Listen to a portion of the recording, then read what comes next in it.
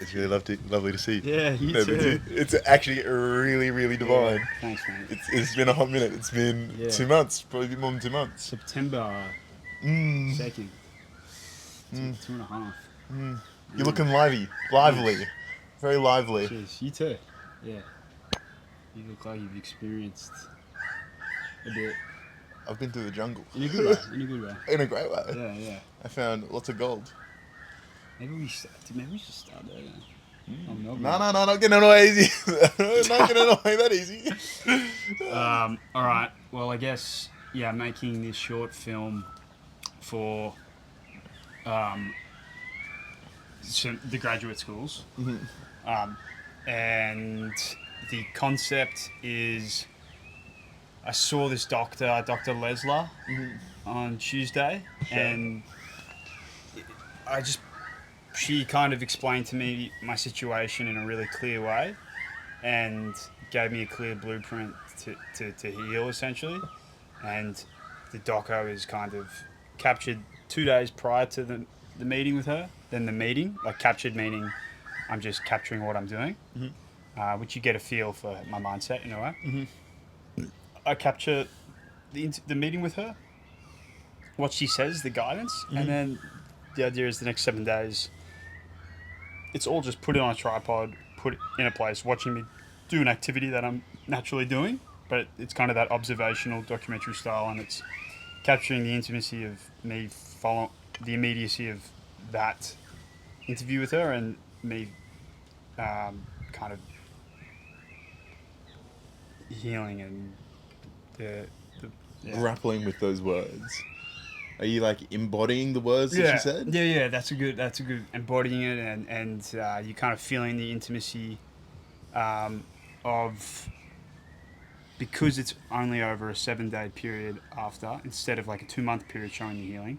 You're going through each day, kind of each activity, and you're really feeling the flow through it. And I guess the context of her advice to me was, all right, in Austin, you lost your interoception, so your ability to signal to your body when you're like hot, cold, when you're hungry, not hungry, right? Signaling, so interoception, your ability to tell, see, touch, feel, do. That disconnection was created because the ancient mind, she was breaking down the different components that the ancient mind kind of governed. One is temperature, one is social isolation, one is like bacteria, so these basic core functions.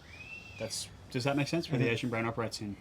I was creating distrust in the system, and then system as a response to it went into survival mode, and then that's when kind of some of my I wasn't able to digest, and I lost weight, and energy and things of that sort started breaking down because the body went into survival mode, and it started not working necessarily. So her instruction is, you're not fucking sick. You saw the message. You're not sick. You just need to re-establish that interoception. So it's the 3 C's. Coherence. You got to establish coherence, right? So, and then establish coherence, and then you can increase your capacity to do. And what flows through these two is charge. So protons, photons, electrons. So nature, movement, vitality in like your water, and just like really taking your time, but always telling yourself like you're safe. The signaling's like bucket load of compassion, and just like really, hey, it's all good. And re-establishing that trust and coherence in the body, then increase the capacity. That makes sense? It does. That does make sense. Coherence it's interesting that she uses that word as well, because it's quite widely used throughout the mind, people who train the mind community. Yeah. Really? Dr. Joe uses it a lot. Really? Coherence. Yeah. In what, like... You have coherent and incoherent brainwaves. Right. And waveforms act coherently. Yeah.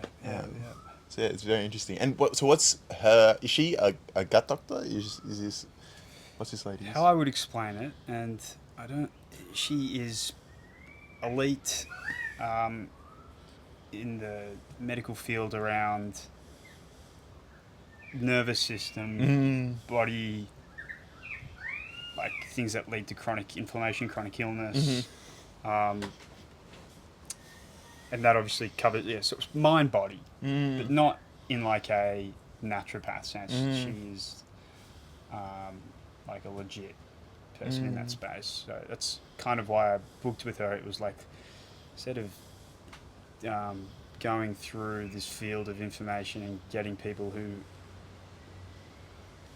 might not be able to know the most. So it was kind of going to the top and getting just the best analysis, the most acute assessment possible, and it paid off because it doesn't require nutritionists or doctors, which I think if I saw someone less, I would have been on a program like that. It's just it's common. It's decoherence. It's showed the literature, ancient brain, gone into survival mode. You lost your interoception. It's just re-establishing that. Such a cool diagnosis. Yeah. You've lost your introspection. Interoception. Interoception, sorry. Introception. Yeah, interoception. Damn, what a powerful phrase. Yeah. And It's so nice having that feeling, like knowing what it is though. Which to the naked eye, it's kind of like, so you're sweet, like nothing's really different, like you're not sick. But you don't know how I feel. Well, it's just like me eating my banana bread this morning. Before I was on a strict rotation diet over the last month, like no dairy, no gluten, like basically rice, couple veggies, not even rice. So I was like, these are the only foods that are kind of working for me. And then after this meeting, I just had a muffin, but just the mental switch from it's okay, it's just going to take a bit of time to digest.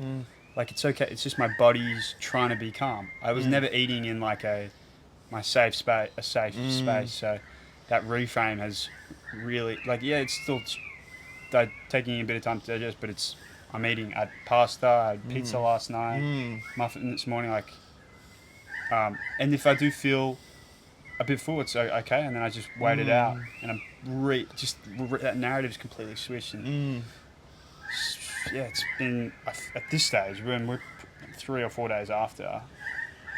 I'm in a really good place with it, but obviously cautious, but. Beautiful. It's funny the stories we tell ourselves and then switching them up, how, liberating that is. And the mind is all powerful. You think slightly different thoughts, you feel different things. Yeah. Yeah, I know. How wild is that? Like this morning. Yeah, the example I gave. Yeah, man. Well, I'm glad that you Thanks, found this. It sounds like it's a pit stop along the way. You have lots of pit stops along the path, just like, a warm hug out in the cold jungle. So it's nice hearing those things, hey. Yeah, but yeah. Your journey's got a long way to go, hey. Yeah. This is probably, this is the thing to get you to the stage where then you have the capacity to do. But I mean, creating the short film has been a good action point to take, and I think it will bear some really good fruits, both creatively and whatever the next stage is. It's a big project, 15 minutes. It's going to be interesting when I get to the editing stage and I take a look at it all. It's like 40 videos a day, 25 to 40. Piecing it together, because it is based in an authentic reflection of my current situation in the healing. It can't be fabricated. Keep going. Yeah, you're good. So if capturing, you can't react things, and in the moment, like, I could tell it in this way. I'm trying to cut that out and just live and capture it along the way how I am living. and see if that does reflect how I'm feeling. What do you want to get out of this film, like? Because it's always a beautiful. You get to capture this moment in time and these feelings and these thoughts, and then you get to process it and give it back to yourself in artistic form. Like, what do you want to get out of this? Yeah. Yep. Not that something should be gotten out of it, but like the intent. Like, what Yeah. what does this film mean to you? Yeah. Well, I do want to pursue documentary, and Is that a revelation that you've come over the last little while? yes, more and more. So here's the thesis I had this morning. I'm gonna read this to you. Bang! And then we'll come back to how it makes you feel. Well, this kind of comes into that. Oh, sick. So it's a double whammy. Sick little journal, bro. Thanks, brother. Thank you. We're gonna see how we go here. Alright, I'll spin this to you quickly because I have to, for one of the graduate schools, I have to write an essay, and this was kind of what I was going to write it about, but it reflects. Yeah, nice. Okay, so based on the assumption that. Great place to start. So, in a way, I do think the research inquiry is kind of how documentary can effectively tell the story of mindfulness and how it can become a mindfulness practice in a way. So, I don't know, I was posing that life in a way every life is a documentary of sorts. What is a documentary? Well, it's up, whatever, but in a way, it's non-fiction. There's always a narrative. There's an evolution. Every moment there's a story, and in a way, I think we're all living like a documentary of sorts. And the best way to capture that is through documentary, like the actual craft of documentary, right? The audio, the visual, that allows for it probably has the least limitations possible of reflecting like the present moment and the stories within it, potentially. So I guess with that thesis, how documentary can tell the story of mindfulness and kind of build on that movement, and then in the same sense, like, can documentary be a mindfulness practice? I don't know. That's kind of the research inquiry, but doing this film is, I think, an exploration of that in a way, because it's kind of based out of a mindfulness approach. That's kind of the. That's really cool. Is that not mumble jumbo? No. I mean, there's more. Yeah. I completely agree. Like, documenting your life, like, everyone lives a story, and you can tell that story. Like, every day you do things which, everyone has a narrative that they constantly, like, their life is written as you go forth. Like, you do this, then you do that. Right. You do that. Right. A chapter closes and you go into the next chapter of your life, and blah, blah, blah, blah. Yeah. And documentary is a beautiful way of capturing that through film. It's an art form. Doing any art form makes you present, makes you more mindful. It's like it's the taking of the ideas and bringing it into life, and like that action, I believe, is mindful. So I agree with you. Right. I agree with you wholeheartedly. Have you found so far that it's been a mindful act?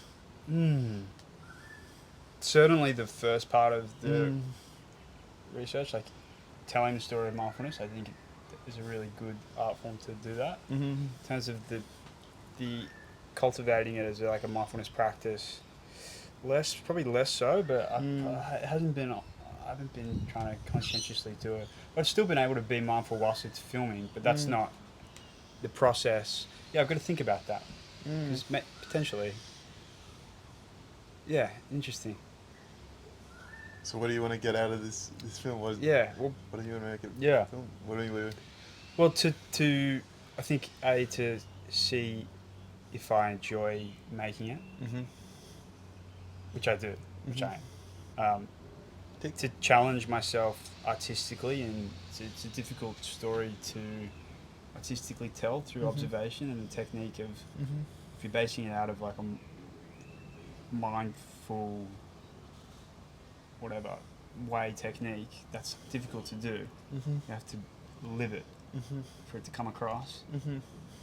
So I'm experiencing that, but I'm like the action, just the whole process of it. I'm learning about like making a 15-minute film, trying to tell like a personal story through it. I guess like what do I want from that is it's just give me a second to answer that. I like how you're being vulnerable in the film. It seems like a vulnerable film. Yeah, I mean, it kind of feels like, what am I getting from it? Everything. Like, what's not to get? Feels like everything is coming from this in a way. That's what it feels like. It's so cool. Yeah. Did you feel that with any of your? Yeah, because it's funny. It's funny you talk about documentary, and like that's a big part of what I've been doing recently, and telling stories that I guess need to be told. But I love this art form of documenting and capturing life, and then being able to piece that together and like give it to people to tell a message. Like it's what we do, Right. and that's what I feel like documentary is in a lot of ways. And I agree, it's everything. The doing of it is everything as well. But yeah, I've really been enjoying. The process is hard, but I feel like I've stumbled upon a gold mine story in a lot of ways. Ooh. The Mobilized story. Like I'm very, very thankful and grateful because it's a wild story, and it gets more. It's a gargantuan story, like it's a big story, and it's changing. Where it wants to go is to change culture and change the way we think and change the way we give back to the community, change the way we conduct impact as a society and how we give back to people. So it's pretty spicy stuff. So I'm there and I'm filming and I'm in the trenches, and it's outstanding. Do you have a plan for how that story will go? A brief plan, like a pencil plan, a pencil plan, but time needs to play out. Time just needs to unfold. Like I feel like I can tell the story so far. More things need to fall into place before I can tell the full story. So Right. I've expressed this to Noah and Danielle, who founded and run Mobilize, that I want to make a documentary. We've done little interviews here and there, and it's just wait 2 to 3 years and just keep capturing. 2 to 3. So I bought the FXC. This is a Netflix camera. This is Netflix approved. I'm going fucking all the way, Adelaide. Right. I'm going all the way. So, and money in on like all. You're all in on the Mobilize as the documentary, right? I'm all in on Mobilize as a movement and a force in this society. I'm all in on that. Yeah. And I just get to capture. Cool. And I learn and I interact and I'm there and I'm present and I try and, add value to Right. the mission, and I capture. Can you give us an insight into the manifestation of is manifesting with this movie in your mind? I actually haven't been. Really? Yeah, That'd be cool. I've been more surrender, less Manifest. less manifest. Like I believe in visualization, and I have now and then, and I have my compass direction that I'm always intent upon and like visualizing and manifesting towards, but that's just towards like truth and towards honesty with it and surrendering, and then you just take it as it comes, the present. So yeah, I don't know what it might not actually play out into a documentary, or might go to shit. Yeah, yeah, yeah. Okay. I plan for it, and you Right. you plant seeds of trees and hope that they'll fruit. But I plant the seed, I take care of the tree. I'm not really thinking about the fruit.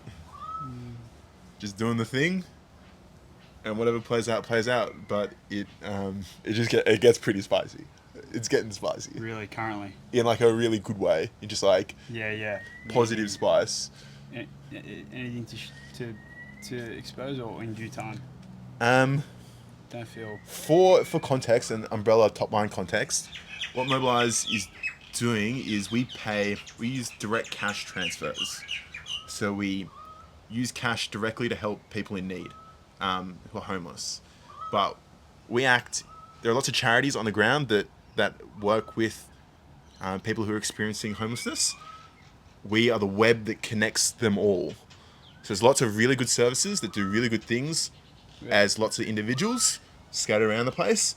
We connect them by giving them cash when they need it most.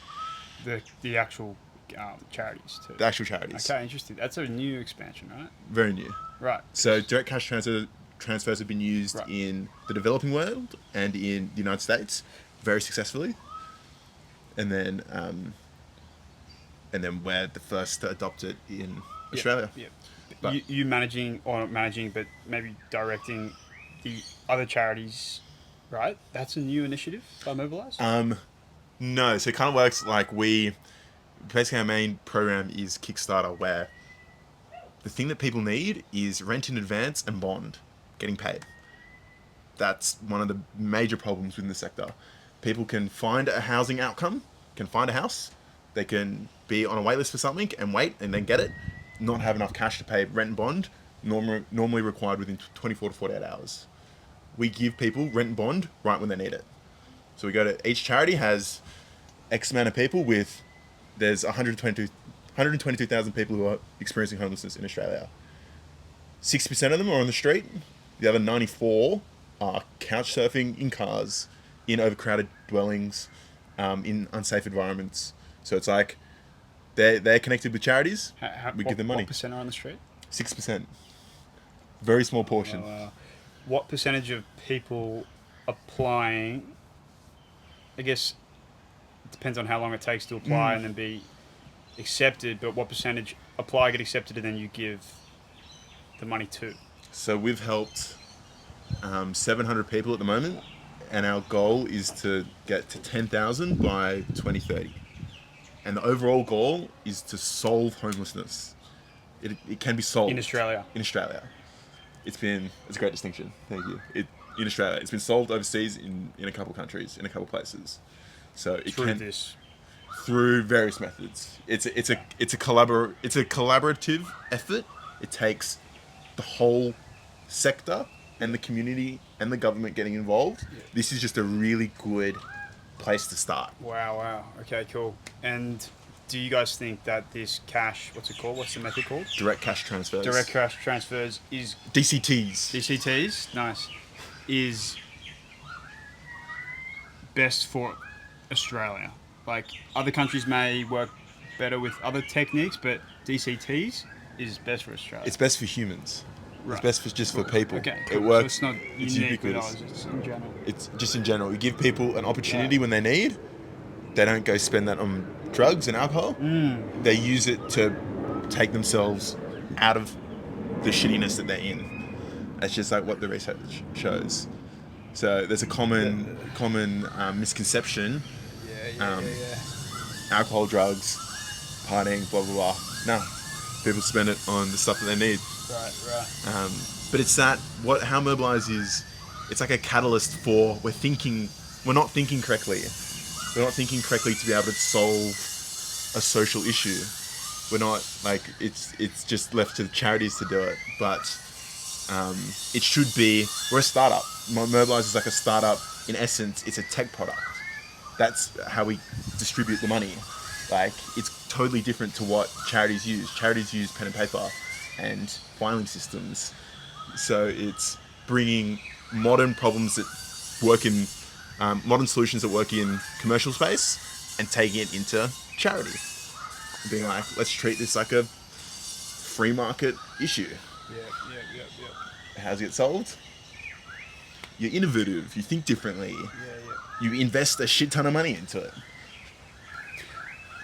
You mentioned mindset switch from us, from people like us. Mm. Like, what's the switch? From what to what? You first of all educate people about the issue. Like the 6 and 94% is shocking to some people. People think homelessness is just people on the street. That's 6% of it. Such a small portion. So first of all, like the way we're thinking about issues is just there's normally tip of the iceberg stuff. Same with mental health issues. Same with like a bunch of issues. So it's not taking things for face value. Then it's how do we like the way that we've treated problems. Like it's just people who want to help go into the charity space. You don't get the people who are the smartest in the community. They go to a bank. They go to a tech startup. They go Yep. be a doctor. Yeah. But it's like, okay, if I want to give back and contribute to society and I'm really intelligent, why don't I go to a charity? Because it's not as like, it's not a space where you feel like potentially you could grow as much. But we're trying to change that. Okay, let's get the smartest minds into this. Let's innovate and think, okay, what we've been doing for X amount of time, which is a very long time, hasn't worked. Let's do something different. Let's not just get, the things that have been working. So it's taking that entrepreneurship mindset and putting it into impact and charity. How are you getting the smartest minds? Because that's not a new problem that people have tried to solve. Homelessness or getting the smartest minds. To work on things like homelessness. Yeah. You pay them more. Fuck yeah. That's probably, yeah. Right? In essence, like that's where we want to get to. Where we've begun is attracting people who just want to give back and who are really smart. And get like the top, like Noah and Danielle who run Mobilize, they just get they want to only let people in who are really good at what they do. And then Cool. It's like, okay, eventually they want to be able to make income streams that aren't just donations so that they can attract the best people. You do that with good working environment, like you fire people up in the direction, be like, we're doing cool stuff. You can change lives. Come to this and you pay them more. Yeah. Imagine if the starting salary at a charity was like 200, 300K. Of course people would consider it. Do you think they'll get torn down publicly? So there's your issue as well that we're thinking about. It's like, why don't we pay the people who are trying to tackle some of the hardest issues in society? Yeah. Why is it wrong to pay them a shit ton of money? Yeah. Like, or we think they're gonna, like, Noah and Danielle work 24/7, 7 days a week, like, year round. Like, they're some of the hardest working people I've met because they believe in this. They're not getting paid as much as a mid-level at a bank. Yeah. And it's just that, like, okay. And they could pay themselves more. Of course. I mean, there's more to that, to get into that, but that's cool. That's cool. So documentary is coming along. Right. Would you want to be a documentary filmmaker as your profession? I feel like... And if not, what are some limitations? I definitely want to. I feel like I want to tell cool stories in our community. That's what I want to do. I want to tell cool, impactful stories. And I want to have fun. So there you go. Fun and telling cool, impactful stories. And wherever that goes, wherever that takes me, surrender the things that arise. Did you have a look at the mental fitness stuff I sent you? The mental fitness community collective. Oh yeah, I did. I did. Yeah, that was interesting. Great example. Yeah, that was cool. I've come across these guys. Like, I want to go meet them. Yeah. I want to go be like, okay, there are people in our community, literally our age, couple suburbs over, Yep. doing something really cool, really new, really unique. What's up? Hi, I'm Nelson. Yeah, it's a great shout. You gonna do it? When? I'll definitely Some point. pop up to them and be like, Yeah. what's up? I really like what they support. I feel like it's really, it's a tangible thing. It's a tangible program you can give people to learn about their minds. Yeah. Mental fitness is framing it in a new way. Yeah. I feel like we've got to give people options. Like you can take the mindfulness route. This involves a little bit of mindfulness. Basically, mental fitness, the framework is you do 5 exercises daily for 14 minutes, which is 1% of your day. You pledge 1% of your day to taking care of your mind, which we just don't take care of, which we both know. And you do that through 5 exercises, which are breath work, gratitude, visualization, mindfulness, and connection. Outstanding. What are the Avengers? The Avengers of goodness for your fucking brain, for being present in your experience. Yeah, I like it because it gives a clear roadmap to someone being like, I'm kind of interested. What is mindfulness? Like, okay, 14 minutes, boom, boom, boom. Here's how I do it. Excellent. And each one is like 2 minutes, 3 minutes, 3 minutes, 2 minutes, 3 minutes. Yeah. It adds up, but it's very low lift. They also give out the 7 skills that it trains, the core skills which those exercise trains, which is, if I remember correctly, self-regulation, self-compassion, connection. There's 7 skills, but it's like, okay, you do these, you train List this. them out. List them all. No, I ain't got them. I ain't got them. That would be crazy. Yeah. Yeah, because in your mind it's like, why am I doing this? Okay, well, no, I'm improving this. Okay, I can feel that. That's good. It's mental fitness. Yeah. I'm mentally It's a fit. good way of, yeah, because the mind does want to have that progression and understand the benefits. It certainly does help. I've been trying to preach meditation. It's a hard preach. It's a hard sale. It's a hard sale to take to people. This was an easier sale. Yeah, have you made any sales? I don't know if I have. Oh, sorry, honey. I don't ain't know, I don't eating even this know if week. I've booked a call. Yeah. Just, yeah, cold email. Yeah. No, I think I've got, well, we can talk about that, but continue on. I got Someone. I got someone the other day. Oh, nice. I think I know who. Well done. Yeah. Maybe I'm lying. I don't know. Anyways, continue. Yeah, I got I did a meditation with Noah in Melbourne.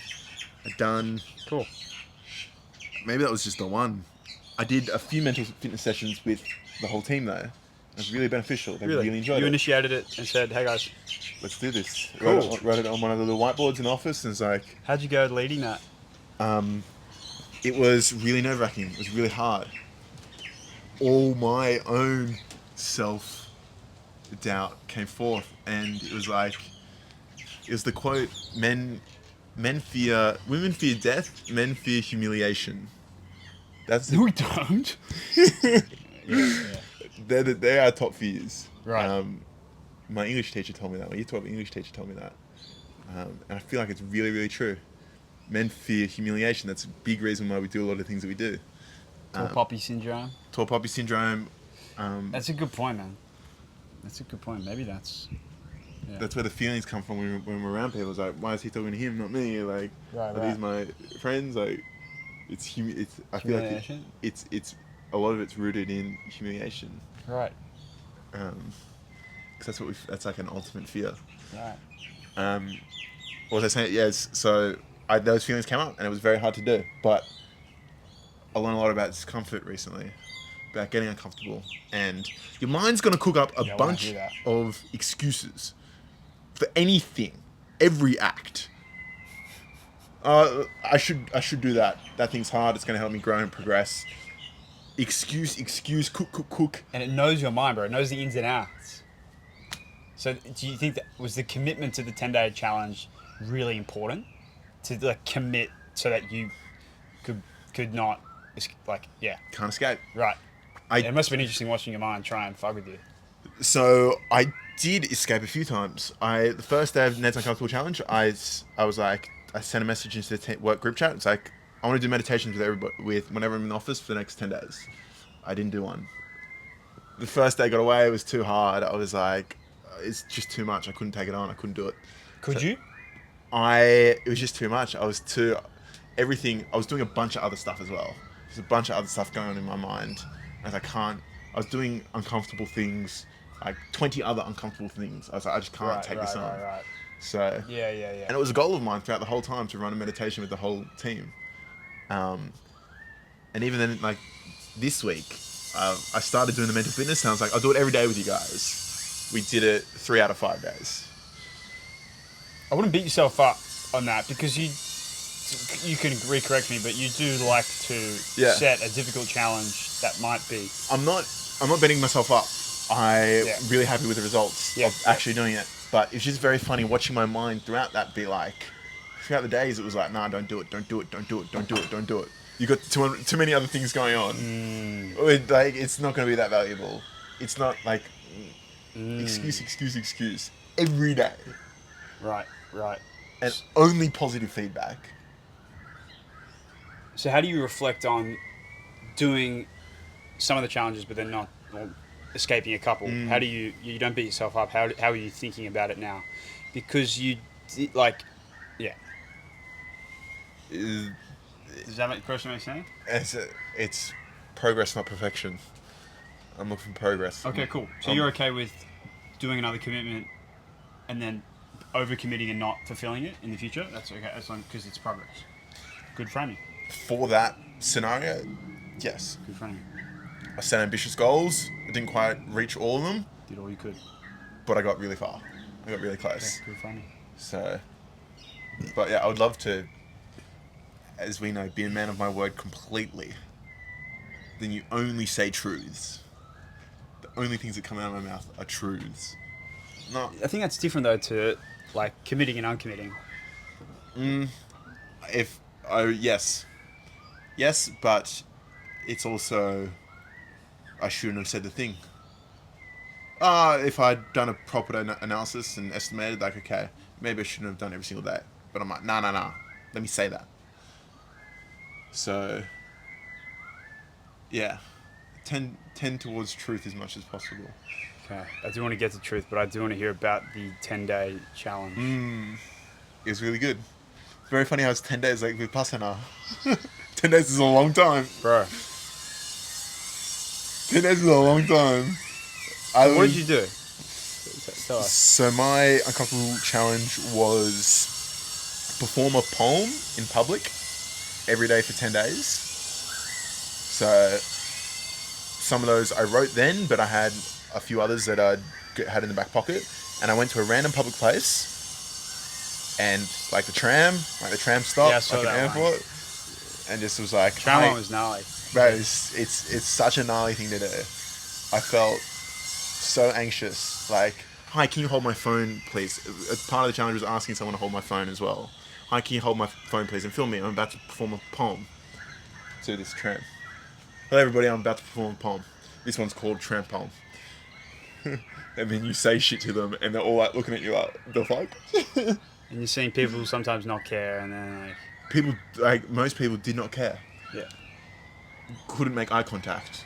People would like look at me and be like, look away. Purposely like look away. You could see like the awkwardness in their face. And yeah, it was difficult. It was a blanket of anxiety I wore every day. I find it really hard getting up in front of people who want to be there, let alone people who don't. A really good exercise though to care less. Do not think, do. A lot before I was thinking, caring about what people would say, think, even like posting it. Like I posted it, I was like, I have to post these. I have to make it harder to make sure that like people see it. Like that's another level to the challenge. Like because I cared about what people think. Now I care less, Okay. Yeah. which is outstanding. It's a freedom. You just care less about what people think. Care less about what What they people see think. online and Less insecure. It's like I am me. I'm gonna do my thing. I know I come from a good place. I don't care what people think when secure. they say it, Security, bro. Yeah. which is really empowering. Self-acceptance, security. So yeah, that was one part of it, and then the other parts were unless you wanted to. No, please. The other parts of it were no plastics, so no new plastics. I couldn't buy anything with plastics or use it, like open anything, use anything that plastics everywhere. It was really hard. I had to meditate 3 times a day, which was outstanding. The thing that saved me. You wouldn't believe it. You wouldn't believe it. Meditation's good. Um, meditate 3 times a day. I said that I'd sleep on my yoga mat. I did for 3 days and just couldn't sleep. So I was like, I can't keep doing this. Dude. I can't keep Is that to embody like a homeless? Right. It was shit. That was probably the worst part. Was that a difficult day deciding to then sleep back in the bed? Yes. Again, I said something that I didn't do, but it 3 was nights you lasted? 3 like half nights. So my thing was, I'll try and fall asleep on the mat. I realized first night, like, this is fucked. This is really hard. Like, it's really uncomfortable. I can't sleep. Yoga mat's like this. There it is. See how thick that is? Sleep a couple hours on that, fall asleep, wake back up in a couple hours. I can't get to sleep. Get into bed. Yeah. But yeah, that was. I was like, okay, I can't do my job if I'm like this. If I don't sleep for 10 days, I can't do my job. My job's to help people. Like, I'm there for the mission. I'm going to sacrifice this. It's be very hard for someone who's, as you know, when you were moving around heaps, when you're sleeping in weird places and you're sleeping in uncomfortable places, it's very hard to operate in your days. So it gave me a lot of empathy for people. Like, it's very hard for someone who's trying to get out of a shitty, hard situation as is, and they can't sleep. Yeah. It probably accelerates the spiral. Matthew Walker. It's good. He's the guy who wrote Why We Sleep. Yeah. Accelerates the spiral. Is that one of his lines? No, but I was just going to say, take it. Take that piece of wisdom. Use it in your next book. Sleep leading to homelessness. No. Yeah. Right, okay. Damn, how'd you find the plastics? Hard. Everything has plastics in. Cans have plastic linings. All medical stuff is plastic. All the fruits have plastic stickers on them. Most things are packaged in plastic. It's just very, very difficult. Why plastic? Because it's so prevalent. And it's not a good material. It's non-reusable. It's disposable. It's an unsustainable mindset. If all we did was plastics, it's going to lead to a dead end, as opposed to an infinity loop. Yep. So it's trying to be more aware of that and embrace sustainable mindset. Cool. Have you been doing some uncomfortable things in your lives, or is it just like every day? Yeah, I signed up to the Neds, and I got one of the reps try to contact me to fulfill my commitment to Ned's Uncomfortable Challenge. But I was already fucking uncomfortable.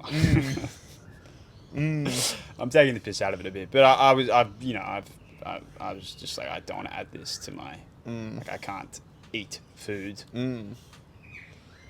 Let me just focus on my fucking next meal a little bit. Let me be present. And my life is fair? uncomfortable. 100%. So I didn't fulfill my commitment, but that's a way of framing. In reality, I could have done it. I just didn't want to. So I went against my word, and I could have done it. What was the thing that you said that you wanted to do? I didn't say something specific. I just Okay. said I'd do it. But that was the excuse I told myself, which was, brother, can't even fucking... Yeah, Maslow's hierarchy needs. That was at number 1. But I believe in that as well. Yeah, for sure. And that was what the doctor said in a way, which helped make sense. Yeah.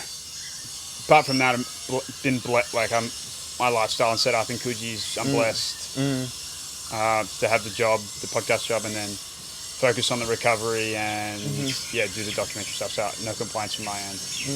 How's your practice been? The practice has been pretty good. Yeah, I have been sort of. Is that what you do at Mobilize? I mean, no, less so, but it's what I'll do to show my appreciation. Oh, really? I'm a bit scarred by that. I've had some managers at previous jobs who enforced we did this, Mm, and there wasn't a good culture. So anytime that happens, interesting. it's okay. You can do it, but I mm. don't. I probably won't do it. Fair enough. A similar thing was said at Mobilize, to be honest. By others. Yeah, it was just like it's less professional, um, Well, what? Yeah. but it comes Yeah. from a place like it comes from the poetry scene where Cool. this is what you do in the audience to show appreciation. Fair enough. I cut you off there. No. Um, Yeah, what was it? oh, wait, wait. I cut myself off by going deep on the click.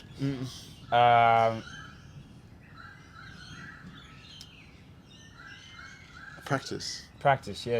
It's been good, yeah. I've been going through The Path by Henry Schuckman, which has been really good. Generally 30 minutes in the morning, and then kind of just been doing no phone, sitting still and cultivating without the phone, which has been good. So I've been doing quite a bit. Yeah.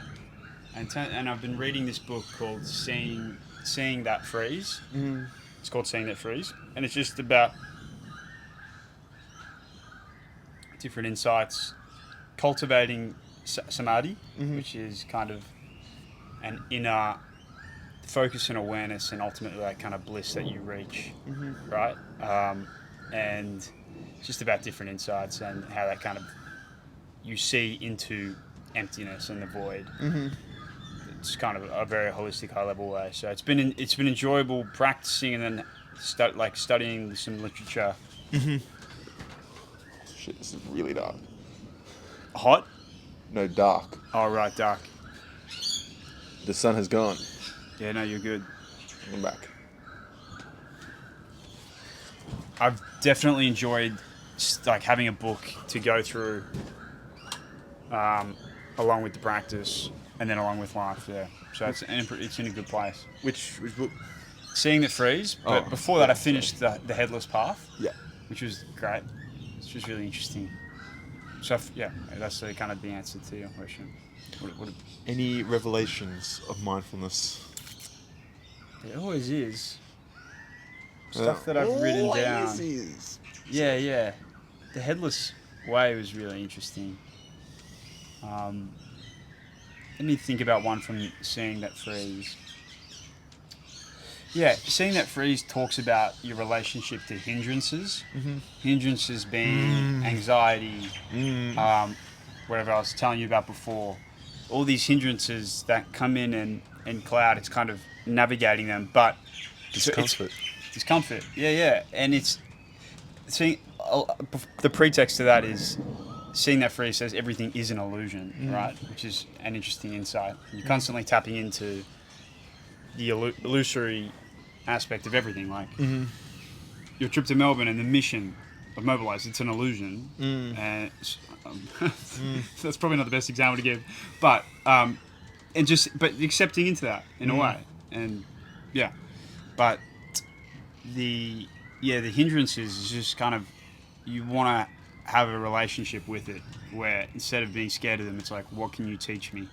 And each time you have that hindrance, it's all right. What's it teaching me?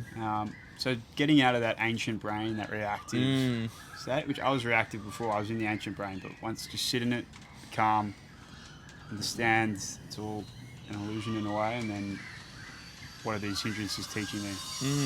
It's so funny how you like.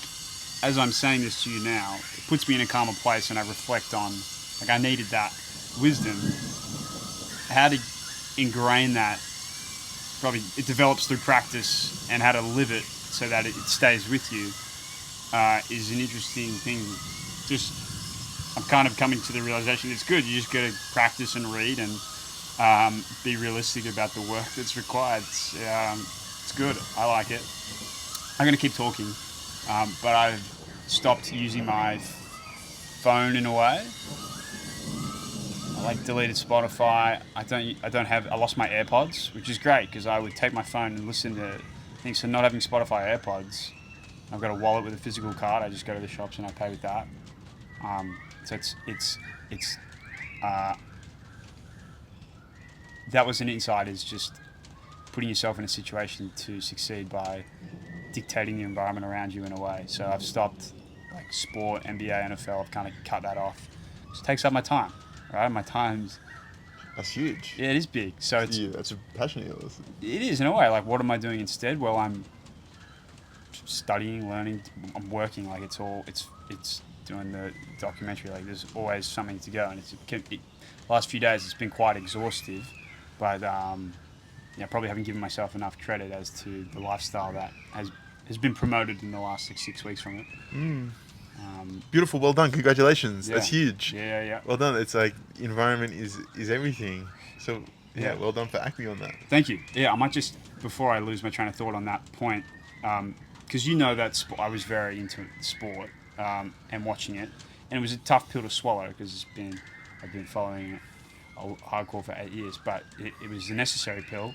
Like what is in front of me, I'm going to put my attention on. You know what I mean? Like I'm going to be into it because I'm subscribed to the podcast. I'm listening to Spotify. Like I'm going to, if I remove that, I'm going to be into something else. Like what I really want to be into. It's not actually that in a way. So, yeah, I do have one more thing to add to that because that's an insight, but that is using the environment around you to put yourself in a position to succeed. So it's kind of, I'm not relying on my inner will there. So yes, I can use hacks and tools like deleting Spotify. Do you want to grab your stuff as well? Oh yeah, nice. No, that's smart. Do you have any questions? No, so keep far? going. Yeah? Keep going. So I can use tools and hacks to put myself in a more productive state. Productive or like, but you're not really cultivating. Keep going. You're not really cultivating. I'll think of the word.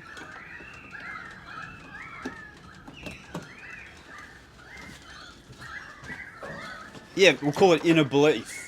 Like that will. Like I am not going to listen to. Well, like it's not that it's not being cultivated, but there's a difference. There's deleting the apps and not taking the phone and doing these tricks, and then there's like having the phone in the pocket, being like, no, I'm not going to pull it out because I don't really want it. That inner belief and power, right? Rather than relying on the phone not being in the pocket, it's like, cool, it's there. I'm not going to do it because I know what I'm doing. I know the mission I'm on, right? And that expands to, in a way, like me following a strict routine of every day. I do this, this. That's good because it gets me to do the tasks that I want to do, but it doesn't require that. On the other end, it's like, no, I'm going to wake up. I have faith that I know what I need to do. Inner belief in that discipline. Inner belief in your path and what you're doing, right? So you don't always require that discipline. Am I explaining the tension point well enough? I could have probably done that in 30 seconds, but... No, I like that. Those strings of thought and beneficial outcome. Like... These phones are anchors. They're anchors, and they take us out of the present constantly. So, fucking oath, get the thing away. Thank you. But yeah, and then it's cultivating, just like that. We'll call it inner belief, where you have power and strength, and you don't need these hacks and tools as such. You have agency. That's the fucking word, agency. Bro. Free will. The F word. Yeah, the F word. What are you? Yeah, there's 20 things for you, bet. The inner belief is really powerful, and I like how you're... You disagree with it too. Yeah. No, well, I totally believe it. Yeah. I feel like inner belief is a key pillar of life and of a positive self. We're going to have to deal with a self. You have a self, you're going to live with a self for a very long time, may as well be positive. So, like, that inner belief. Have you been finding the work that you've been doing and how the mindfulness ties into the pod and the rest of the work? The work has been stable and it's good. Like, I've pulled down, like, requested the salary to come down a bit to also alleviate the pressure of having to Deliver. do the edits to a certain level that was like right, I can chop my salary by 33%, still deliver the same amount of edits, but not, I guess, a certain quality, because it was the hours, and I wanted to work on other stuff. But I was happy with how I approached it, just being honest and truthful about it. Nice. Because it was a big pay cut, but it worked better for my lifestyle. But Nice. yeah, mindfulness and good. Like I'm doing.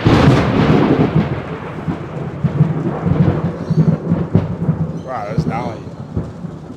Welcome back to Sydney. Welcome back to Sid Borzy. Right, bring the storm. Bring the fucking storm. I love these tropical storms. Yeah, I haven't heard the thunder sing. Yo. I haven't heard the sky sing like that in ages. Yeah, that was a pop, wasn't it? That's a bop. Wow. Nah, works all good. Just the story of working on your weaknesses, progressing. That's kind of the mindset that I'm in a way. Yeah, Lucy didn't pull me. Lucy kind of mentioned that I've been in quite a bit of solitude, I guess, over the past 2.5 months. Well, year, 3, 4 years. She kind of pulled me aside and said it's probably healthier to go out a bit more, and I kind of just said to her, I get that, but Hey, fuck you! Don't tell me how to live my life.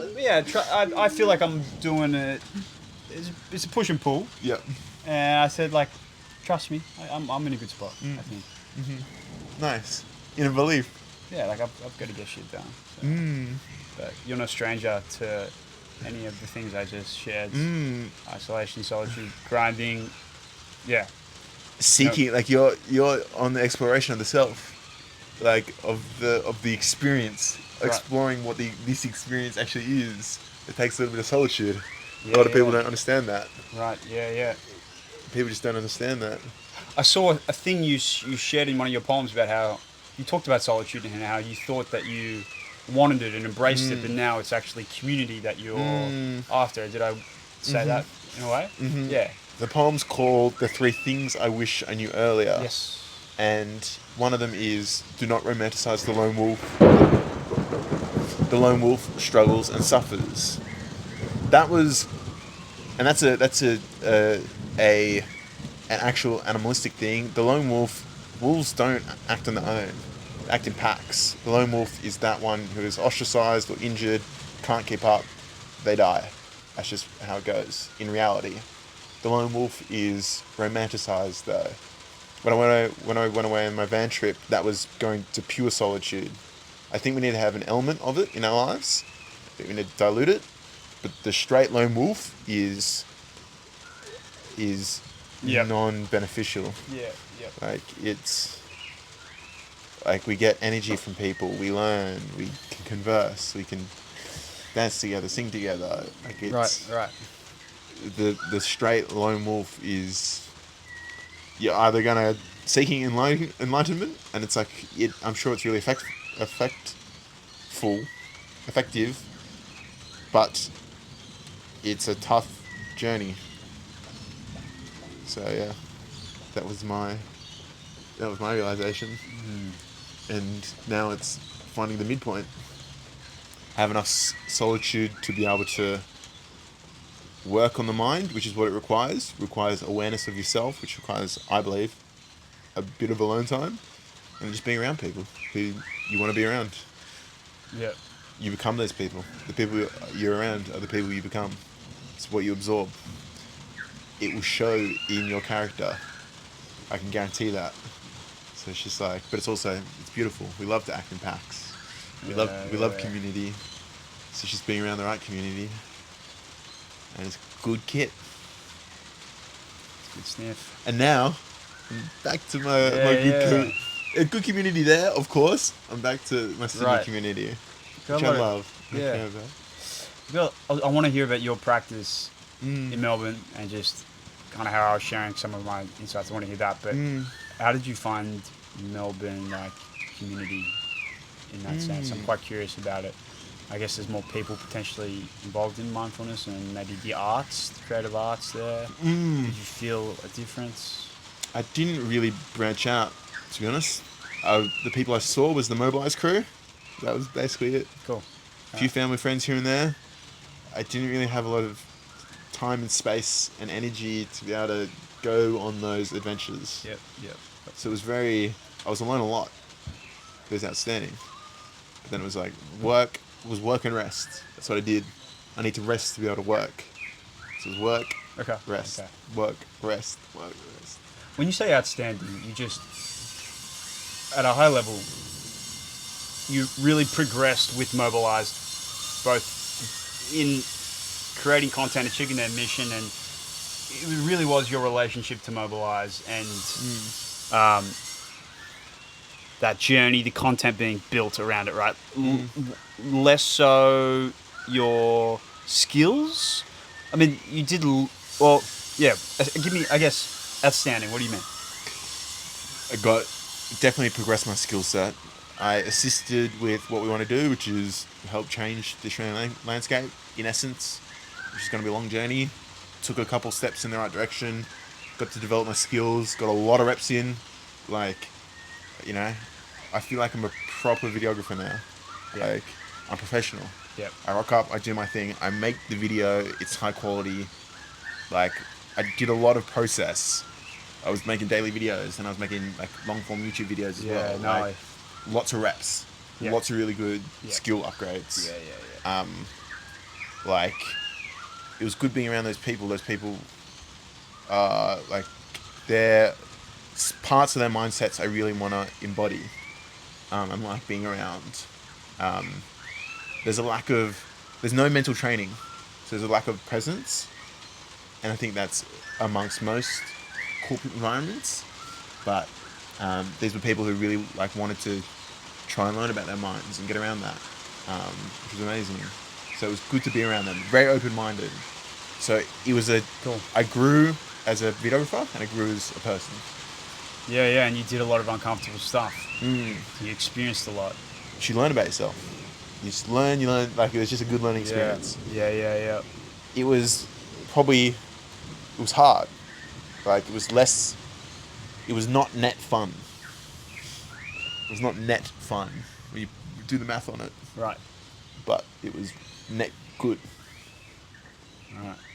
Any very unfun things that can't stand out to you? Being like the corporate culture of rocking up to an office every day was really creatively difficult. Like I wanted to be outside. Like we had natural light, but no fresh air. Like, and you're sitting in this like room all day. Like that gets to me. And that took away from my presence. I wanted to be elsewhere. I wanted to be outside. It was a really nice day. When a nice day would come, they were pretty rare. Be like, I want to be outside. I want to be walking around outside. I want to be in the sunshine. Couldn't do that. So that was hard for me. But it was just what is required. So, Okay. like I like when I'm back here, I've got my desk. It's next to an open door, which I can get some fresh airflow, and I can come out here and see the sun, and it's a lot more natural. Sure. Yeah. As opposed to between buildings, like 9th floor of this building in the middle of the CBD. Yeah. Like, that was the biggest hurdle Yeah. for me personally. Good on you, bro. I'm proud of you. Thank you. It was a really good progression for you. Thank you. Pit stop. A pit stop. A pit stop, dude. Pit And stop. almost prepared you for the next pit stop. 100%. It's You're prepared me for the next bit of path that needs to be paved. You're a better soldier. Better soldier.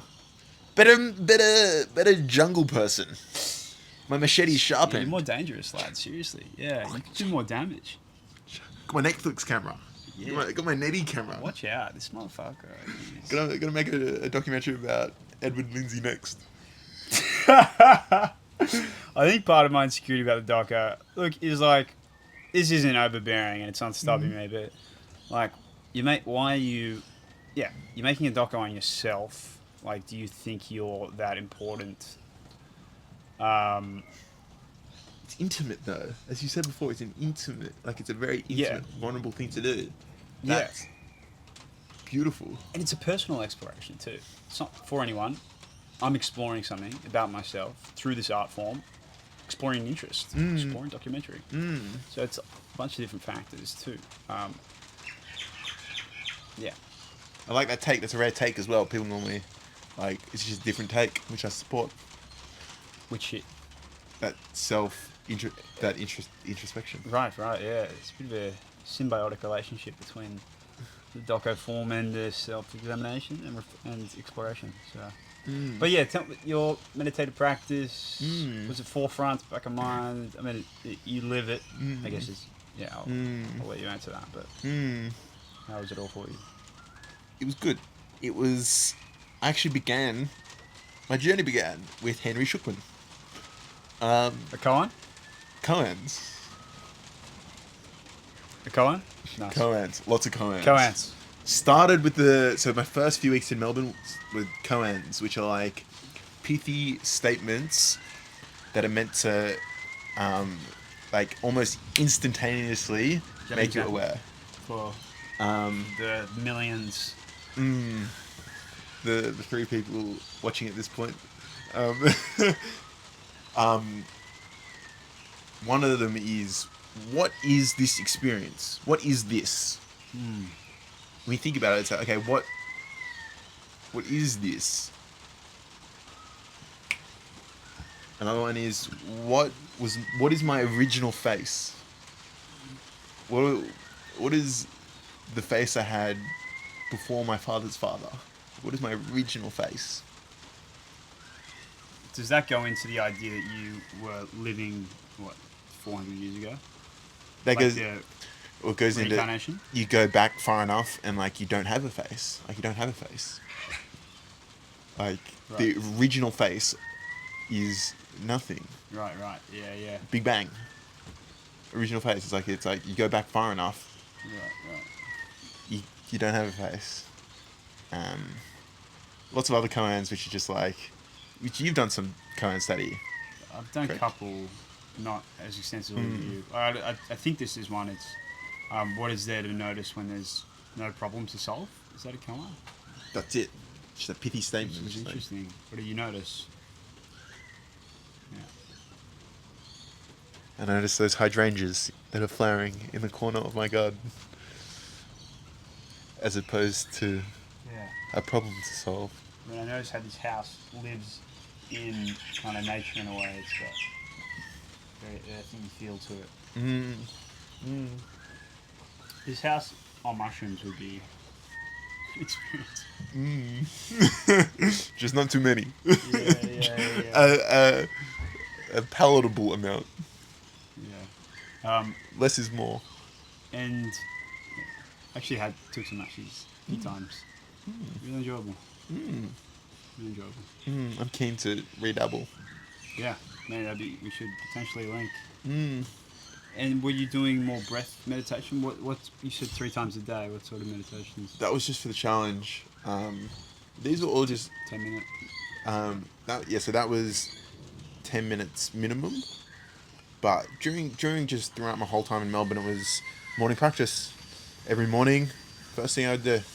The Sam Harris, generally? Either Sam Harris or Henry Schuckman or silence or... Cool. So sometimes no phone. Or a lot of time... Yes, I just put a timer. Yeah. Sometimes visualization, just a handful of times when I needed it. But it was more just like... just daily silent practice or daily guided practice. Beautiful. Which was, again, my centering and I felt myself becoming less and less aware as, like, the pull to become not aware was great. Being in that just work environment, because all you're thinking about is, like, it's just like thought. You need to do this, and this. You've got all these things to do. How are we going to do this? So it was just like always thinking about videos. Right. Whereas I wanted just to be present. So that was my whole battle, and the morning practice centered me. Is there a solution to that?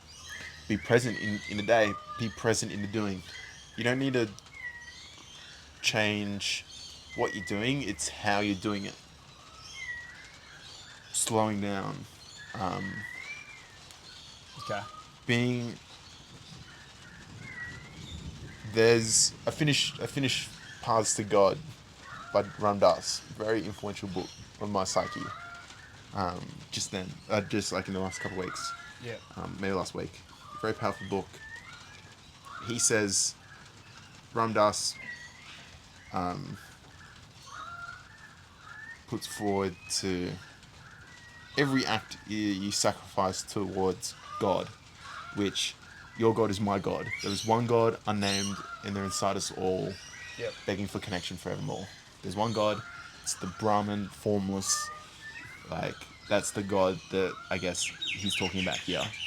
And it's doing everything in service of God, which is just presence, which is acknowledging every bite of food that you take, acknowledging you walking, acknowledging the washing, acknowledging the working, the doing. It's just being present and in every single moment.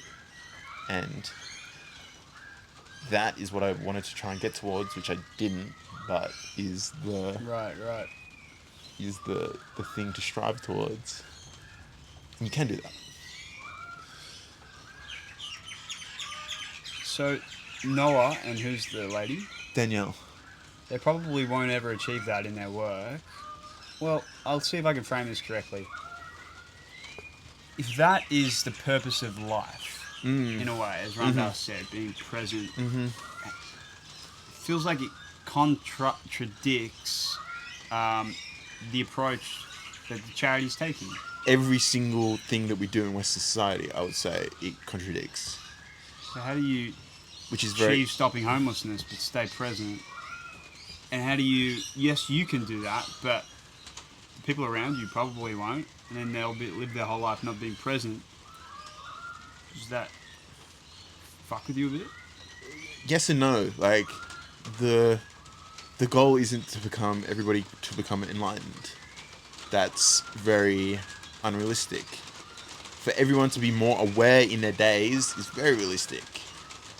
This company can be more aware as we go forth, and we will make better decisions. And it will enhance our work, being more aware and more present. We're not going to be 7 Buddhas sitting in that room. The goal for me wasn't to become perfectly present. It was just to progress, and that's the path. This is flashing. I don't know if that means anything.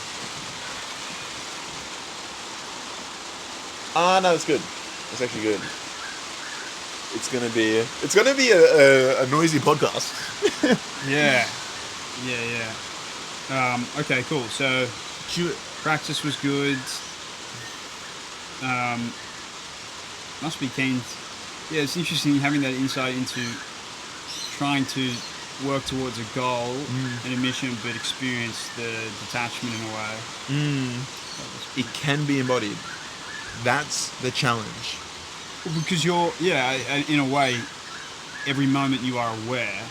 Like you're never not in awareness in a way. If that makes sense. So It's the letting go. It's the stepping back. yeah, and it's a skill to cultivate. Yeah. That is the goal. Not live in a monastery, but be completely present throughout every single day. Yeah. I think that is kind of why I stopped the sport and the phone and stuff, is because you are distractions, kind of. In a way. Yeah. We're exploring it. It's not a definitive answer. But it's hypothetical. Nice. It's not blanket no sport. I checked the NBA scores yesterday. Fucking no. Yeah. You're just not watching 6-hour games. Exactly. Not watching the games. I'm not saying that's the right. I do. It's not that I'm not watching the games. I'm tapping into my inner belief that cool, the game's on. I might watch a bit of it. Yeah. I know that I don't actually want to. Yeah, we won't need to go back to it, but it's more the inner belief stuff, the agency. I'm not punishing myself by not watching sport. I'm kind of watching it. I'm going on agency, and yeah, it's the illusion I'm telling myself. Better illusion than the last. Yeah, I believe in it. I think it's true. I'm doing fine. Not on it. Nice. It's all good. Nice. I got only a couple % charge left, so I think we have our final remarks. Okay. Mate, excellent. It's been outstanding. Good catch up. It's been an outstanding catch up. I'm glad you're progressing on the path. That's all we can do. Yeah, you too. And it's been absolutely delightful to see you. And you know what I'm keen for? To see you more going forward. Yeah. I'm back. Yeah. I'm back. Awesome. He's back, baby, bro. Let's go, Long Mubs. time. I thought it was a month. And then 6 weeks, and yeah, It's 2 months. just like that. Yeah, but also that dragged on. That was long. It was hard. Time gets slower when things are hard. Interesting thing that I'm grappling with. Time gets slower when things are hard. The next episode. The next episode, We didn't talk about truth too. We'll do that at some point. that needs its whole app. It'd be fun to bring on someone who is an expert, like like the JSR. I mean, that would be the top. But You make the calls. I'll set those settings. yeah. We can prong attack, look, two-prong yeah. attack. We'll have this pod for years, hopefully. So plenty Amen. of time. Amen. Hectic, mates. Appreciate you. Appreciate you greatly. Thank you. Let's continue this exploration Yes. of the mind, body, heart, and soul. Nice.